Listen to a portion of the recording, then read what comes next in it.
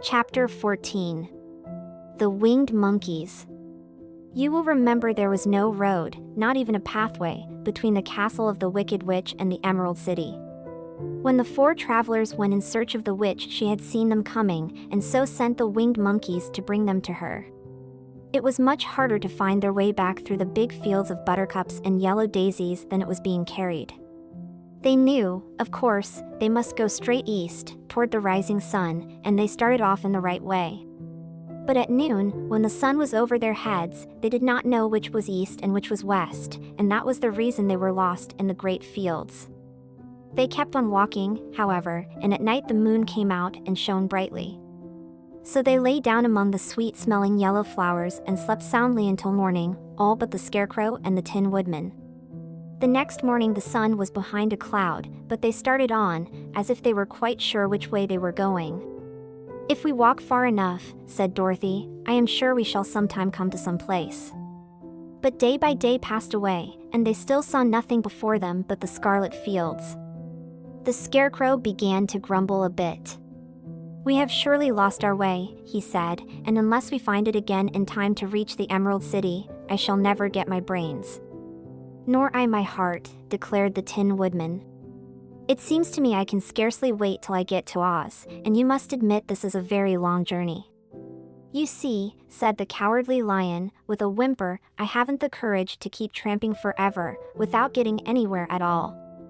Then Dorothy lost heart. She sat down on the grass and looked at her companions, and they sat down and looked at her, and Toto found that for the first time in his life he was too tired to chase a butterfly that flew past his head. So he put out his tongue and panted and looked at Dorothy as if to ask what they should do next. "Suppose we call the field mice," she suggested. "They could probably tell us the way to the Emerald City." "To be sure they could," cried the Scarecrow.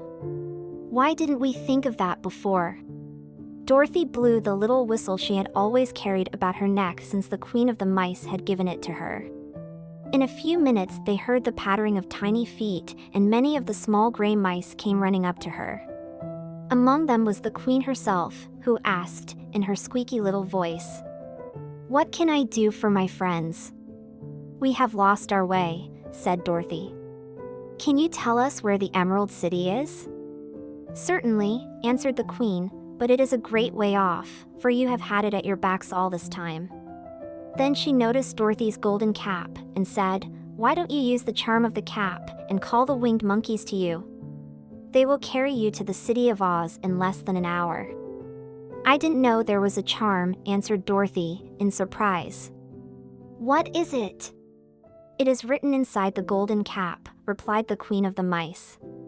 "But if you are going to call the winged monkeys, we must run away, for they are full of mischief and think it great fun to plague us." "Won't they hurt me?" asked the girl anxiously. "Oh, no. They must obey the wearer of the cap goodbye." And she scampered out of sight, with all the mice hurrying after her. Dorothy looked inside the golden cap and saw some words written upon the lining.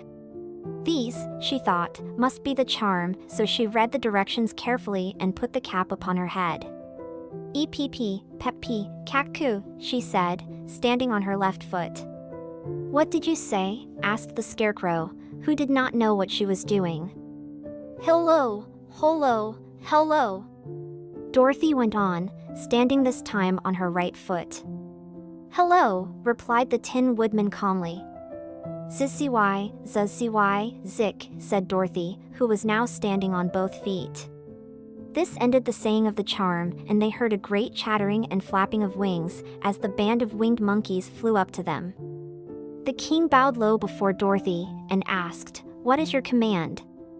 "We wish to go to the Emerald City," said the child, "and we have lost our way."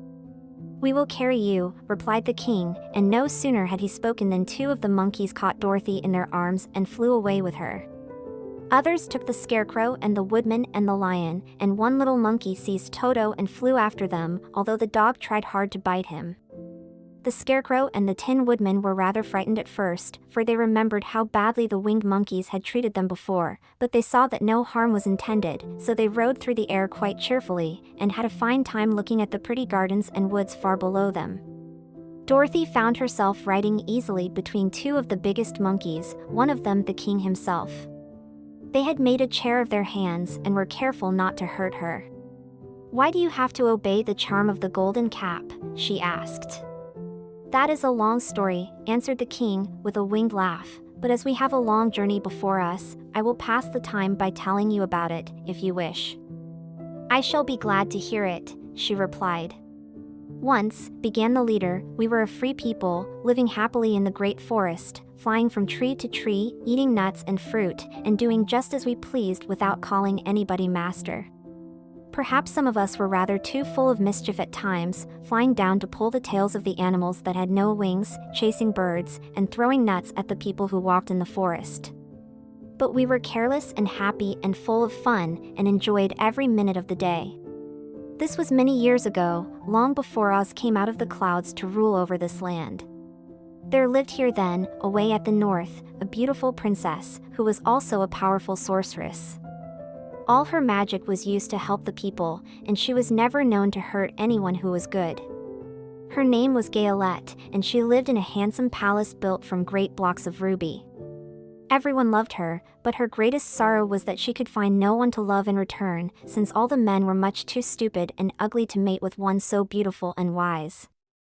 At last, however, she found a boy who was handsome and manly and wise beyond his years.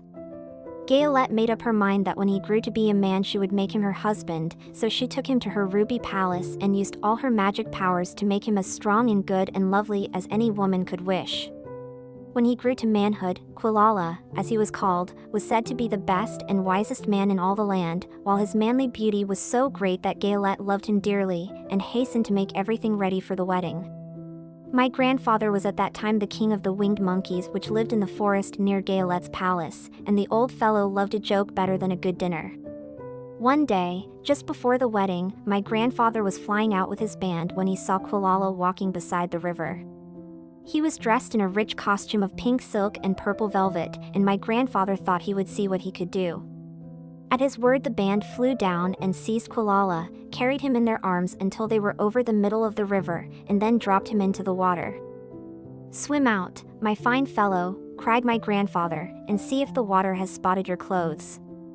Quilala was much too wise not to swim, and he was not in the least spoiled by all his good fortune. He laughed when he came to the top of the water and swam into shore. But when Gayolette came running out to him she found his silks and velvet all ruined by the river. The princess was angry, and she knew, of course, who did it. She had all the winged monkeys brought before her, and she said at first that their wings should be tied and they should be treated as they had treated Quilala, and dropped in the river. But my grandfather pleaded hard, for he knew the monkeys would drown in the river with their wings tied, and Quilala said a kind word for them also, so that Gayolette finally spared them, on condition that the winged monkeys should ever after do 3 times the bidding of the owner of the golden cap. This cap had been made for a wedding present to Quilala, and it is said to have cost the princess half her kingdom. Of course my grandfather and all the other monkeys at once agreed to the condition, and that is how it happens that we are 3 times the slaves of the owner of the golden cap, whosoever he may be. "And what became of them?" asked Dorothy, who had been greatly interested in the story. "Quilala being the first owner of the golden cap," replied the monkey, "he was the first to lay his wishes upon us. As his bride could not bear the sight of us, he called us all to him in the forest after he had married her and ordered us always to keep where she could never again set eyes on a winged monkey, which we were glad to do, for we were all afraid of her. This was all we ever had to do until the golden cap fell into the hands of the wicked witch of the west, who made us enslave the Winkies, and afterward drive Oz himself out of the land of the west. Now the golden cap is yours, and 3 times you have the right to lay your wishes upon us." As the Monkey King finished his story, Dorothy looked down and saw the green, shining walls of the Emerald City before them. She wondered at the rapid flight of the monkeys, but was glad the journey was over. The strange creatures set the travelers down carefully before the gate of the city. The king bowed low to Dorothy, and then flew swiftly away, followed by all his band. "That was a good ride," said the little girl. "Yes, and a quick way out of our troubles," replied the lion. "How lucky it was you brought away that wonderful cap."